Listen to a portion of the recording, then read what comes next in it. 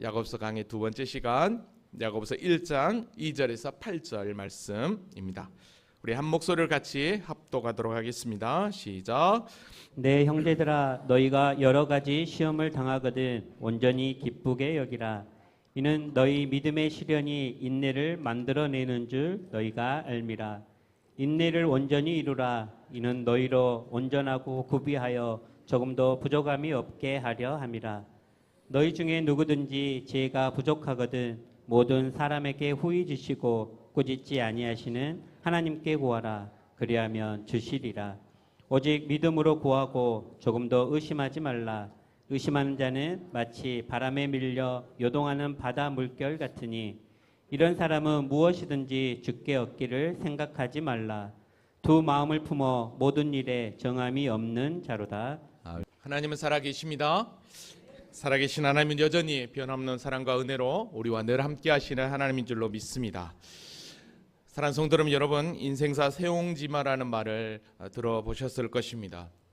그 유래를 한번 살펴보니까요, 변방에 사는 늙은이의 말이라는 뜻을 가지고 있었는데, 이 말을 어떻게 해석을 하고 있었냐면, 인간사에서는 기륭화복이 항상 바뀌므로 미리 헤아릴 수 없다라고 하는 의미를 가지고 있었습니다. 왜 세옹지마, 즉 변방의 늙은이가 가지고 있는 말이라고 하는 뜻이 이렇게 쓰고 있느냐라고 그 유래를 한번 찾아보니까요, 중국 국경 지방 어느 한 시골에 노인이 말을 기르고 살았다고 합니다. 이 말을 한 마리는 많은 사람들이 알고 있는 명마였던 거죠.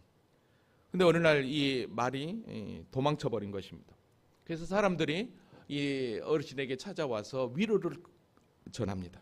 그랬더니 노인이 하는 말이 이렇게 이야기를 합니다. 이것이 또 무슨 복이 될는지 누가 알겠소? 라고 이야기합니다. 그런데 이제 몇 달 후 지나서 어떤 일이 발생했냐면, 이 도망갔던 이 말이 좋은 암말 한 피를 데리고 온 것입니다. 그러니까 또 이제 마을 사람들이 또 막 축하를 합니다. 그랬더니 이제 또 이 노인이 뭐라고 이야기했냐면, 이게 또 무슨 화가 될지 누가 알겠소라고 또 이야기를 합니다. 근데 정말로 어떤 일이 발생하냐면, 얼마 안 있다가 이 노인의 아들이 그만 이 말을 타다가 다리가 부러져 버립니다. 그럼에도 불구하고 이 노인은 그냥 개의치 않았어요. 근데 얼마 후에 전쟁이 발생하게 됩니다. 오랑캐가 쳐들어와요. 근데 다행히 이 다리가 부러진 이 아들은요, 다리가 부러진 것 때문에 전쟁을 나가지 않았던 거죠.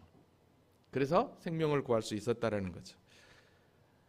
그러니까 노인의 말 한 필이,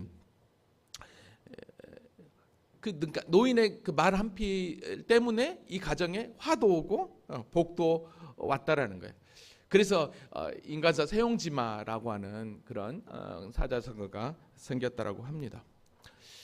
예수를 믿는 오늘 우리에게도 동일하게 이 세옹지마와 같은 삶이 찾아온다라는 것입니다. 어쩌면 오늘 우리가 묵상한, 오늘 함께 공부할 이 본문은 우리 인생 가운데 세옹지마 같은 그런 삶이 우리에게 찾아올 때 우리는 어떤 믿음 가운데 어떤 신앙으로 나아가야 될지를 우리에게 말씀하고 있다라고 할 수 있겠습니다. 자, 그러면 지난 시간 말씀을 잠깐 정리하고 오늘 본문으로 한번 들어가 볼게요. 야고보서는 우리가 흔히 행함 있는 믿음을 강조하는 책이다라고 이야기를 한다라고 그랬습니다. 사실 이것 때문에 가톨릭의 선행과 공적 사상에 치를 떨었던 종교개혁자 마틴 루터는 오직 은혜, 오직 믿음, 오직 예수 그리스도만이 구원에 이르는 길인데 거기에 어떻게 행함이 있을 수 있느냐, 어떻게 행함으로 의롭다함을 받을 수 있느냐라고 해서 이 야고보서를 지푸라기 서신으로 치부했다라고 그랬습니다. 그런데 이는 야고보서를 바로 이해하지 못한 데서 오는 오류였던 것이죠. 자, 그럼 왜 야고보서가 왜 행함 있는 믿음을 강조하고 있느냐? 그건 다른 게 아니었습니다. 1세기 교회에 오직 믿음으로 구원을 받는다고 하는 이 바울의 이 신학대로 이신층이 오직 믿음으로 구원함을 받는다. 그래서 하나님 편에서는 이신층이었지만 우리 인간 편에서는 이신득이죠. 믿음으로 의롭게 되는 이 놀라운 구원 사실이 맞아, 나 하나님의 은혜로 구원받았어 라고 하고 실제 그리스도인의 삶은 전혀 변하지 않았던 거죠. 그러니까 관념적으로만 믿음에 거했던 거예요. 그러니까 그 당시에 팽배했던 마치 영지주의 이단들처럼 이원론을 주장하고 있는 거죠.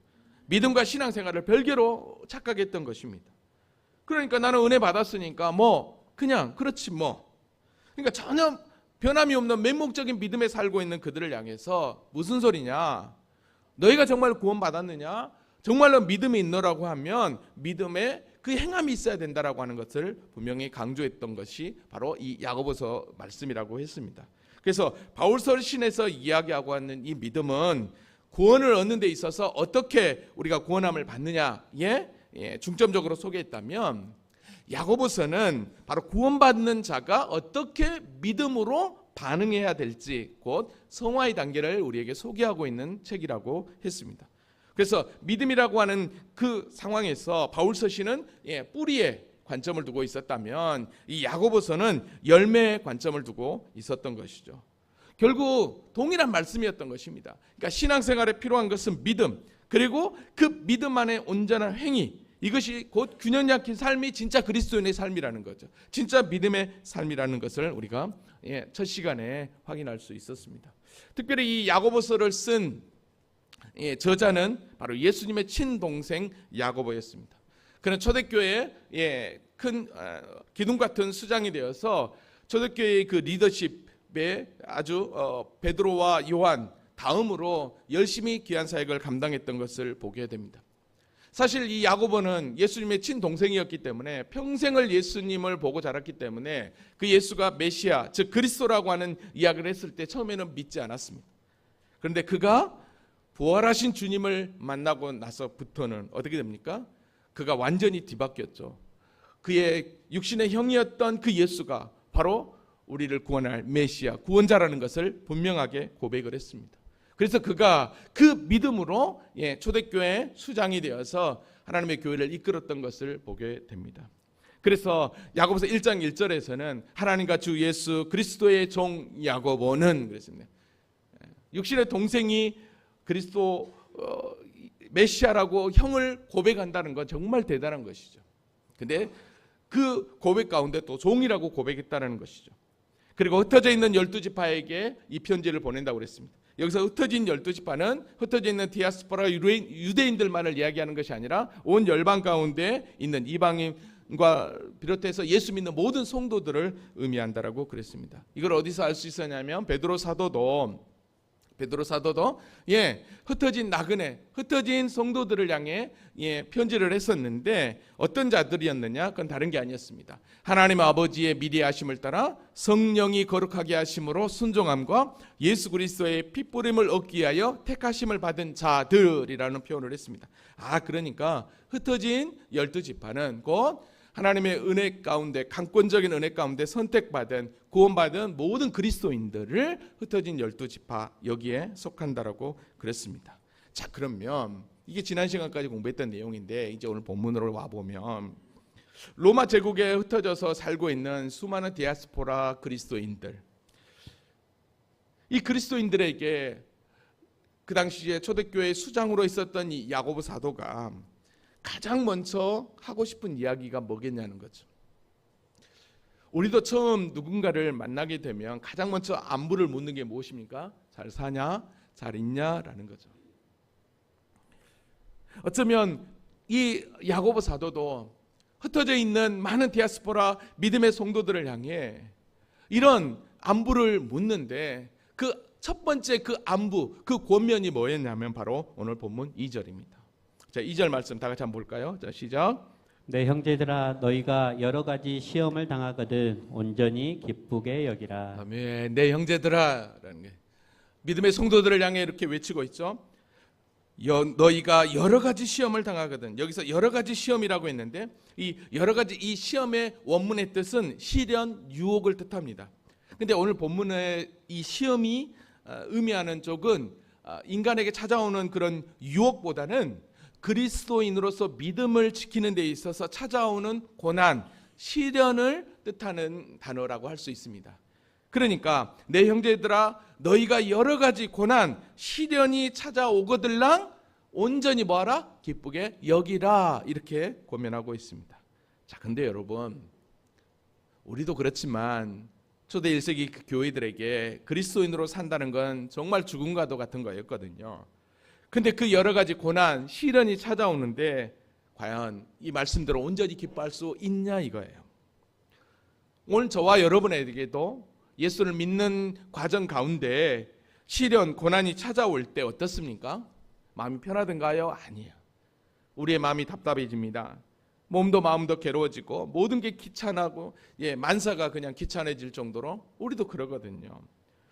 정상적인 사람이라면 분명히 시련, 고난이 찾아왔을 때 기뻐할 사람은 아무도 없을 것입니다. 사실 우리가 예수를 믿고 나서 우리가 바라는 게 무엇입니까? 그래도 예수 믿으면 다 잘 될 거라고 하는 만사형통을 기대합니다. 근데 희한하게 예수를 잘 믿어도 하나님의 교회를 열심히 봉사하고 섬겨도 만사형통? 아니요. 아니라는 것입니다. 오히려 더 예수 믿는 것 때문에 손해볼 때가 얼마나 많이 있는지 모릅니다. 근데요, 성경도 보니까요, 절대로 만사형통, 그 다음에 시련, 시험, 고통이 없다고 가르치지 않고 있어요. 여러분, 그래서 왜 야고보 사도가 내 형제들아 너희가 여러 가지 시험을 당하거든 온전히 기쁘게 여기라 이 말씀을 했는가 보니까 함께 믿음의 길을 걸어갔던 베드로 사도도 성도들에게 이런 권면을 했더라고요. 베드로전서 4장 12절에 보니까 사랑하는 자들아 너희를 연단하려고 오는 불시험을 너희들 연단하려 오려고 하는 불시험이라고 그랬어요. 그러니까 시험, 시련을 뭐라고 베드로는 보았냐면 연단이라고 보았어요. 그래서 이상한 일 당한 것 같이 이상히 여기지 말아요. 그러니까 고난이 오는데 그리스도인으로서 고난을 당하는데 이상하게 여기지 말라는 거야. 그러면서 뭐라고 얘기하냐면 오히려 기뻐하래요. 왜 기뻐하느냐? 너희가 그리스도의 고난에 참여하는 것으로 즐거워하라. 지금 너희가 당하는 그 고난이 예수 그리스도의 고난에 참여하는 것이 되기 때문에 기뻐하고 즐거워하라고 이야기하고 있는 것입니다. 그러니까 오늘 야고보 사도도 동일하게 믿음의 길을 걷고 있는 베드로와 동일하게 너희에게 시련이 찾아오고 고난이 찾아올 때 슬퍼하거나 불평하지 말고 오히려 더 뭐하라는 거예요? 기뻐해라. 이렇게 고면하고 있는 줄로 믿습니다. 여러분, 사도 바울도 마찬가지였어요. 사도 바울도 로마서 5장에 보니까 또한 그로 말미암아 우리가 믿음에 서 있는 이 은혜에 들어감을 얻었으며 하나님의 영광을 바라고 즐거워하느냐. 그렇죠. 하나님의 은혜로 그 영광 안에 우리가 들어가는 존재가 되었어요. 근데 다만 이뿐 아니라 우리가 환난 중에도 즐거워하느니 이 환난은 인내를, 인내는 연단을, 연단은 소망을 이루는 줄 압니다. 환난 중에도 즐거워하라는 말은 다른 게 아니었어요. 그 환난을 통해서 인내를 배우고 그 인내는 연단과 소망을 이루어주는, 그래서 하나님의 영광을 바라보고 즐거워하라고 동일하게 이야기했던 거죠. 그러니까 야고보 사도가 얘기하는 거나 베드로 사도가 얘기하는 거나 바울 사도가 얘기하는 거나 내 똑같은 거였어요. 여러 가지 시험을 당하거든 온전히 기쁘게 여기라. 그러면 이 기쁘게 여긴다는 게 도대체 뭘까요? 여러분, 우리가 기쁨하면 이거를 어떤 걸로 생각하냐면 감정의 영역으로 생각합니다. 그래서 어떤 상황에도 웃음을 잃지 않고 그냥 얼굴이 평안하게 하라는 뜻으로 오해를 합니다. 근데 여러분, 과연 여기서 온전히 기쁘게 여기라 할 때 고난이 오는데 그냥 히히거리고 그냥 평안할 수 있냐는 거예요. 이런 감정적인 그런 의미도 있지만, 근데 이 온전히 기쁘게 여기라 여기에는 이런 감정적인 그 의미로 히히거리는 그런 의미보다는 어떤 의미가 있냐면 오히려 더 이성적으로 냉정하라, 이런 의미가 더 깊게 있습니다. 그러니까 시험이 있을수록 온전히 이성적으로 태도를 바르게 하라, 이런 의미인 거예요. 그러니까 시험이 올 때, 고난이 올 때 이거를 이성적으로 내 생각을 바르게 하지 않으면, 그것 때문에 근심 걱정이 오게 되면 내가 온전하게 그걸 생각하지 못하면 나도 모르게 우울하게 되고, 그로 말미암아 원망과 불평으로 내가 끌려가기 때문인 거예요. 그래서 오늘 야고보 사도가 너희가 여러 가지 시험을 당하거든 온전히 기쁘게 여기라. 이거는 감정적인 영역도 되지만 이성적으로 분명하게 너희 태도를 분명히 해라. 왜? 그래야만이 휩쓸리지 않는다는 거죠. 그래야만이 흔들리지 않는다라는 거예요. 그러면서 3절에 이렇게 이야기합니다. 이는 너희의 믿음의 시련이 그랬어요. 그러니까 믿음의 시련이 뭐예요? 방금 2절에서 이야기했던 여러 가지 시험이었던 거예요. 그러니까 너희가 여러 가지 시험을 당하거든 온전히 기쁘게 여기라고 하는 것은 바로 너희의 믿음의 시련, 그 믿음을 통해서 뭘 만들기 위하여? 인내를 만들기 위하여. 그래서 이는 너희 믿음의 시련이 인내를 만들어내는 줄 너희가 알미라 라고 그랬습니다. 그러니까 시험이 우리에게 오는 걸 분명히 알 때 저와 여러분이 온전히 기뻐할 수 있는 거예요. 그러니까 그리스도인은 우리에게 찾아오는 그 모든 시험이 무언가를 분명히 알아야 우리가 태도를 분명하게 할 수 있는 거예요. 이걸 오늘 본문은 분명하게 이야기합니다. 좀 이따 제가 그 부분에 관해서는 설명을 하겠습니다. 여기서 믿음의 시련이라고 했는데요. 이 시련이라는 단어는요, 원문의 뜻을 보니까 금이나 은을 뜨거운 불 속에 넣고 녹여 그 진리를 시험하는 연단이라고 되어 있더라고요. 그러니까 믿음의 시련은 너가 정말 그리스도인인가 믿음의 진리를 테스트하는 과정이었던 거죠. 그러니까 믿음의 시련을 통해서 우리에게 만들어지는 게 뭐다? 인내라는 거예요. 여러분, 인내라고 하는 것은 다른 게 아닙니다. 인내라고 하는 단어를 헬라어로 보니까 후포모네라고 하는 말인데, 이는 맨 아래에 처한다는 뜻을 담고 있었습니다. 그러니까 인내는 마지못해서 억지로 참고 견디는 소극적인 태도가 아니라 어려움을 넉넉한 마음으로 수용하고 스스로 맨 밑에 있기를 자처한다는 적극적인 의미가 있었던 것을 보게 되죠. 그러니까 믿음의 시련을 통해 우리에게 찾아오는 인내는 바로 온전한 그리스도인으로서 인격을 갖춘 인격의 소유자로 우리를 이끈다라는 것을 오늘 본문은 우리에게 이야기하고 있는 것입니다. 자, 그렇다고 한다면 우리를 온전한 인격의 자리로 하나님이 이끄시기 위하여 이 믿음의 시련을 허락해 주시는데, 이 믿음의 시련을 통해서 인내를 주신다고 했는데, 그러면 그 인내를 통해서 완전한 인격의 소유자로 나아갔던 한 사람을 소개하는데, 성경은 그 대표적인 인물로 누구를 소개하냐면 바로 욥을 소개합니다. 그래서 이 야고보 사도도요, 나중에 야고보서 5장 11절에 보면 욥을 이렇게 이야기합니다. 보라, 인내하는 자를 우리가 복되다 하나니 너희가 욥의 인내를 들었고 라고 얘기합니다. 욥의 인내. 자, 그러면 욥의 인내를 통해서 어떻게 욥이 완전하게 그리스도인으로서 온전한 자로 세워져 갔느냐, 그걸 한번 살펴볼게요. 여러분, 욥은 어떤 자였습니까? 우리가 욥기를 그리스도 중 성경 읽기를 통해서 묵상해서 여러분 잘 아시겠지만, 욥기서 1장 1절에 보니까 그는 온전하고 정직하여 하나님을 경외하며 악에서 떠난 자라고 그랬습니다. 이 정도 되면 대단한 믿음을 가지고 있는 거예요. 여러분, 욥기 시대는요, 아브라함 시대처럼 족장 시대입니다. 오히려 더 믿음의 조상 아브라함보다 훨씬 더 믿음이 좋은 사람이 바로 욥이었습니다.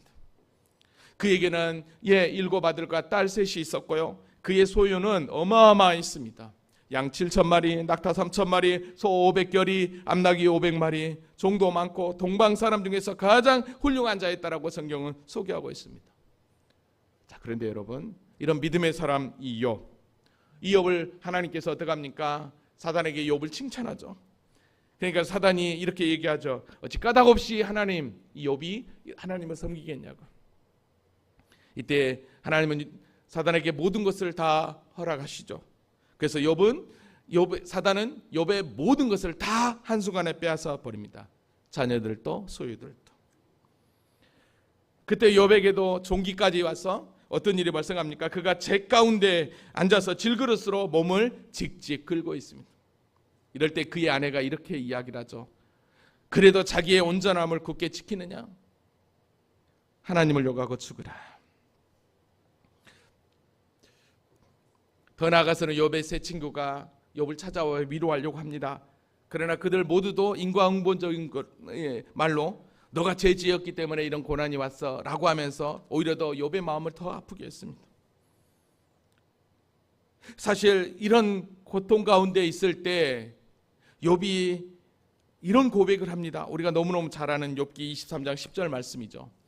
그러나 내가 가는 길을 그가 아시나니 그가 나를 단련하신 후에 내가 순금같이 되어 나아오리라. 여러분, 이 말씀은요 정말 믿음이 좋은 것처럼 보이는데요, 원문에 가까운 세번역 성경을 보니까, 공동 번역도 마찬가지였고 세번역 성경을 보니까 전혀 다른 내용이었던 걸 보게 돼요. 볼게요. 세번역 성경을 보니까 하나님은 내가 발 한 번 옮기는 것을 다 알고 계실 터이니 나를 시험해 보시면 내게 흠이 없다는 것을 아실 수 있으련만. 그러니까 지금 욥은 아무리 생각해도 자신에게 찾아온 이 고난을 이해할 수 없었던 거예요. 그래서 나를 시험해 보시면 내게 흠이 없다는 것을 아실 수 있을 텐데. 여러분, 우리가 믿음의 길을 걸어갈 때 알 수 없는 일들이 우리에게 찾아올 때가 있어요. 이해할 수 없는 일들이 우리 가정에 찾아올 때가 있단 말이죠. 왜 하나님 왜 이렇게 멋지게 믿음 생활하는데 왜 이래야 되냐고. 왜 이렇게 욥은 계속해서 하나님 앞에 또 친구들과의 그 나눈 대화 가운데서 자신의 결백을 계속 주장해요. 그럼에도 불구하고 하나님은요 계속해서 침묵하시며 욥을 바라봅니다. 그러다가 마지막 욥기가 마무리 끝날 때쯤 38장에 하나님이 폭풍 가운데 욥을 찾아와요. 그때 욥의 질문에 하나님은 대답하지 않고 오히려 더 대래 욥에게 이런 질문합니다. 우리 1절부터 3절까지 같이 읽어볼까요? 자, 시작. 그때에 여호와께서 폭풍우 가운데에서 욥에게 말씀하여 이르시되 무지한 말로 생각을 어둡게 하는 자가 누구냐? 너는 대장부처럼 허리를 묶고 내가 내게 묻는 것을 대답할지니라. 아멘. 너 그럼 내가 질문하는 거 한번 대답해봐. 그러면서 이렇게 질문을 합니다. 내가 땅에 기초를 놓을 때 네가 어디 있었느냐? 내가 깨달아 알았거든 말할지니라. 누가 그것의 도량법을 정하였는지, 누가 그 줄을 그것들 위에 띄었는지 내가 아느냐? 그것의 주추는 무엇 위에 세웠으며 그 모퉁이 돌은 누가 놓았느냐? 무슨 말입니까? 지금 이 온 우주 만물이 돌아가는 이 세상의 이치에 대해서 지금 질문하고 있는 것입니다. 이 질문에 대해서 욥이 대답을 합니까? 아니요, 한마디도 대답할 수 없습니다. 계속되는 이 욥의 질문 앞에, 하나님의 질문 앞에 욥이 깨달은 게 있습니다. 여러분, 한마디도 대답 못하면 욥이 깨달았는데 여러분 뭘 깨달은지 아십니까? 그건 다른 게 아니었습니다. 내게 찾아오는 고난의 문제는 우리의 그 어떤 행위와 그 어떠함에 있지 않고 하나님의 절대 주권 앞에 찾아오는, 그래서 그 고난 가운데 하나님의 뜻 가운데 우리는 절대 순복할 수밖에 없는 존재라는 것을 욥은 깨닫게 되는 거예요. 그러니까 세상이 어떻게 돌아가는지 질서대로 돌아가지만, 그러나 그거에 대해서 우리가 깨달을 수 없는 것처럼 지금 자신에게 찾아온 고난 또한 하나님의 절대 주권적 섭리 앞에 바로 깨닫지 못하던 거죠. 근데 그 고난을 통해서 하나님께서 자기에게 질문하는 그 질문 앞에 그걸 바로 깨닫는 거예요. 아, 그렇구나. 나에게 찾아오는 이 고난은 나의 어떠함이 아닌 분명히 하나님의 계획과 하나님의 뜻이 있다는 걸 알게 되는 거죠. 분명히 하나님께서 나에게 뭔가를 요구하고 또 나를 향한 분명한 뜻이 있다는 걸 분명히 아는 거예요. 그걸 분명히 깨달았던 거예요. 그러니까 하나님께서 질문하는 그 질문 앞에 한마디도 못하고 욥이 결국은 이렇게 고백을 해요. 보소서 나는 비쳐나오니 무엇이라 주께 대답하리까? 손으로 내 입을 가릴 뿐이로서. 무슨 얘기입니까? 할 말이 없습니다. 주님. 내가 한 번 말하게 싸운즉 다시는 더 대답하지 않겠습니다라고 얘기합니다. 그러니까 자신은 하나님의 그 절대 주권 앞에 움직이는 세상 모든 이치에 그거에 대해서 하나도 깨달을 수 없는 자기가 얼마나 연약한 인생인가를 여기서 깨닫게 되는 것입니다. 그래서 하나님께서 자기에게 주신 이 고난이 이거는 나의 어떠함이 아닌 분명한 하나님의 뜻과 섭리가 있음을, 여기에도 분명한 하나님의 계획이 있음을 알고 그대로 엎드린 것이죠. 그래서 그가 불평하고 나를 좀 시험해 보시지 그렇게 투덜거렸던 그가 나중에 욥기서 42장 5절에 뭐라고 고백하냐면 내가 주께 대하여 귀로 듣기만 하였사오나 이제는 눈으로 주를 배옵나이다. 그러면 내가 스스로 거두어드리고 티끌과 책 가운데에서 회개하나이다 라고 이야기합니다. 그러니까 지금 욥은 자기에게 찾아온 그 고난을 통해서 자신이 어떤 존재인지, 그리고 자신은 더 하나님 앞에 어떻게 서야 될지 바로 깨달아 알게 되었던 것이죠. 여러분, 우리 앞에 찾아오는 수많은 사건, 사고들, 시험들 우리가 다 깨달을 수 있으면 얼마나 좋습니까? 근데 우리는 다 깨달을 수 없어요. 그러나 분명한 것은 우리 앞에 되어지는 그 모든 일들은 결코 우연이 아니라는 것입니다. 여기에는 분명한 하나님의 뜻과 목적이 있었음을 우리는 분명히 알 수 있는 것입니다. 왜냐하면 오늘 야고보서 5장 11절에 여기 잘 보세요. 보라, 인내하는 자를 우리가 복되다 하나니 너희가 욥의 인내를 들었고 주께서 주신 결말을 보았거니와 라고 그랬습니다. 여기서 욥이 뭐라고 했냐면 주께서 주신 결말을 보았다라고 그래요. 이 얘기는 무슨 얘기예요? 욥의 인내를 통해서 욥은 하나님의 뜻, 하나님의 목적을 발견했다는 뜻입니다. 그러니까 욥은 자신이 인내함으로 말미암아 하나님의 목적, 하나님의 뜻을 발견했다라고 이야기해요. 그러면서 하는 얘기가 하나님은 어떤 분이시다, 자비하시고 긍휼이 크신 하나님이시다는 걸 분명히 깨달아 알았던 것입니다. 그러니까 오늘 저와 여러분에게 되어지는 이해할 수 없는 그 일들은 하나같이 다 우리를 더 인내하여 온전한 자로 하나님 앞에 세우기 위한 분명한 목적이 있다는 사실을 기억하시기 바랍니다. 그래서 하나님은 예수님을 이 땅 가운데 성육신하도록 만드시고 십자가로 이끄신 이유도 다른 게 아니었습니다. 당신의 선하신 뜻과 목적을 위해서 그렇게 행하셨던 것이죠. 우리에게 찾아오는 고난도 동일합니다. 우연이 아니라는 거예요. 그래서 여러분, 그 믿음의 그 시험 앞에 우리에게 뭘 요구하느냐, 오늘 보면 4절을 와보니까 이렇게 얘기합니다. 인내를 온전히 이루라 라고 얘기합니다. 세번역 성경을 보니까 뭐라고 변하고 있냐면 여러분은 인내력을 충분히 발휘하여 라고 이야기합니다. 그러니까 여러 가지 시험이 올 때 인내를 온전히 발휘하여서, 그리고 그 인내를 온전히 발휘하여서 조금 더 부족함이 없이 완전하고 성숙한 사람이 되라고 분명하게 이야기하고 있는 것을 보게 됩니다. 여러분, 여기서 잘 보세요. 인내를 온전히 이루라 그랬어요. 이거는 인간 편에서 봤을 때 적극적인 노력, 수고를 이야기해요. 그러나 하나님 편에서 보면 인내를 이루는 그 삶을 통해 하나님께서는 무엇입니까? 조금 더 부족함이 없이 채워주시는 하나님이라는 것을 여러분 발견할 수 있기를 원합니다. 여러분, 그러니까 욥이 끝까지 인내하며 믿음 가운데 나아갈 때 하나님은 조금 더 부족함이 없는 완전한 그런 축복을 그에게 허락해 주시는데 갑절의 은혜를 주시는 걸 보게 됩니다. 사랑하는 성도 여러분, 오늘 야고보 사도 지난주에도 잠깐 말씀을 드렸지만 왜 야고보 사도가 행함 있는 믿음을 강조했느냐? 그건 다른 게 아닙니다. 우리가 구원받는 건 믿음이에요. 맞습니다. 근데 중요한 건 잘 보세요. 우리 편에서와 하나님 편에서를 보란 말이에요. 내 편에서 보면 믿음으로 구원을 받는다는 건 맞습니다. 그럼 하나님 편에서 봤을 때 내가 정말 나를 믿느냐? 그러면 그 믿음에 대해서 반응해 봐.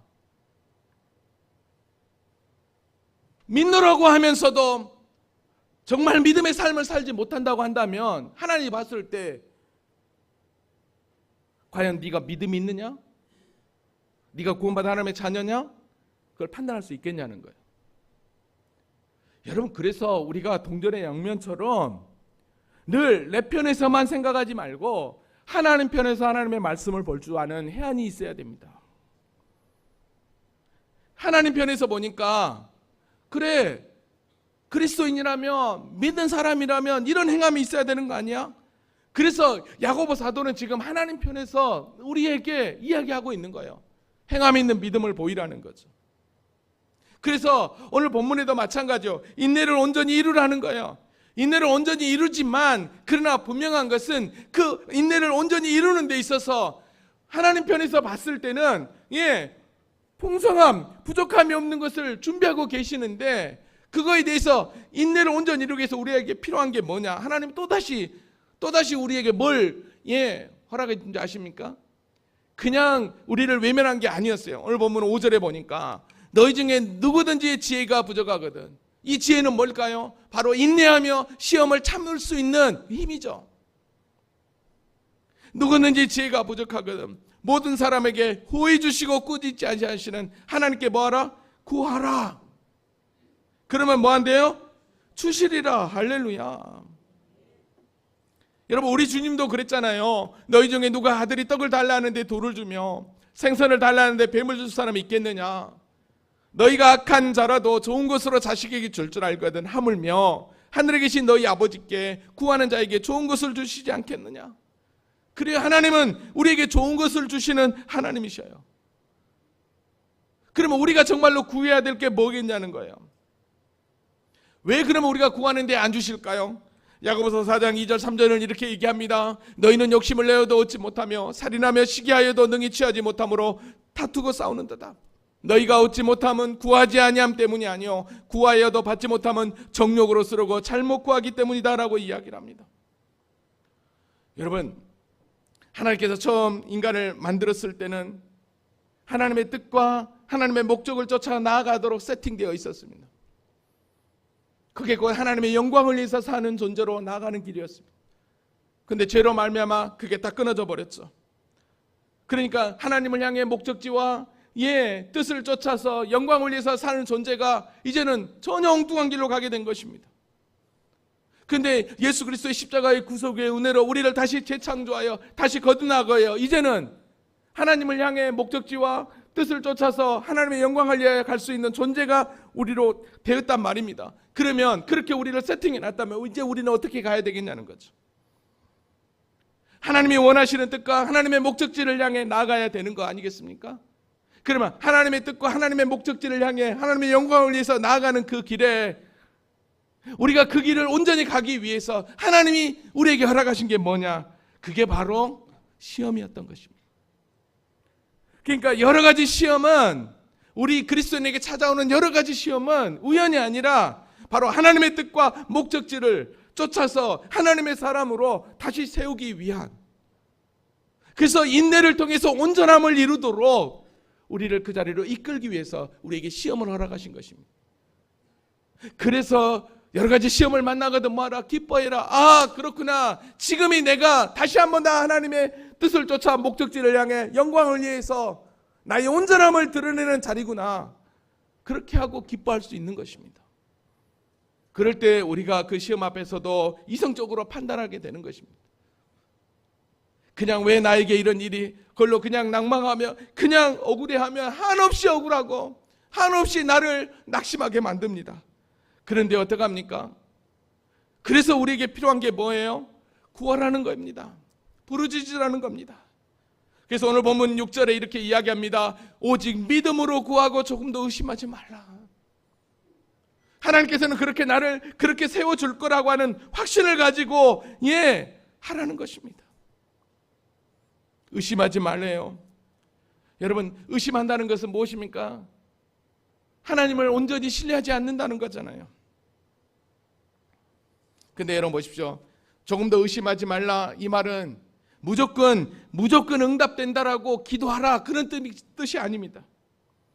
여기서 오직 믿음으로 구하고 조금 더 의심하지 말라고 하는 것은 다른 게 아니에요. 바로 호의 주시고 꾸짖지 않으신 그 하나님, 그 하나님은 나를 분명하게 하나님의 뜻과 하나님의 섭리 가운데 나를 온전한 자로 이끄실 것을 기대하면서 하나님 앞에 나아가라는 말이 바로 오직 믿음으로 구하고 조금 더 의심하지 말라라고 하는 뜻에 있는 것입니다. 의심하는 자는 마치 바람에 밀려 요동하는 바다 물결 같다라고 그랬어요. 여러분, 저도 바닷가에 살아서 알지만 바람이 안 불면 바다가 얼마나 잔잔한지 모릅니다. 근데 어느 순간 바람이 불면 그 바다도 한순간에 변해버립니다. 우리에게 의심이 찾아오면 우리도 한순간에 그렇게 변할 수 있다는 것입니다. 그래서 오직 믿음으로 구하라고 이야기했던 것입니다. 왜냐? 그렇게 구하지 않으면 오늘 7절에 뭐라고 얘기하냐면 이런 사람은 무엇이든지 주께 얻기를 생각하지 말라라고 그랬어요. 주께 얻기를 생각하지 마라. 8절 말씀을 볼까요? 두 마음을 뿜어 모든 일에 정함이 없는 자, 두 마음 뿜지 말라고 이야기합니다. 사랑하는 성도 여러분, 오늘 우리 앞에는 우리가 이해할 수 없는 수많은 시험, 어려운 문제들이 우리에게 찾아옵니다. 그러나 분명한 것은 그 시험을 통해서 하나님의 뜻, 하나님의 목적을 발견할 수 있기를 원합니다. 그러기 위해서는 더욱더 인내하는 믿음이 필요한 것입니다.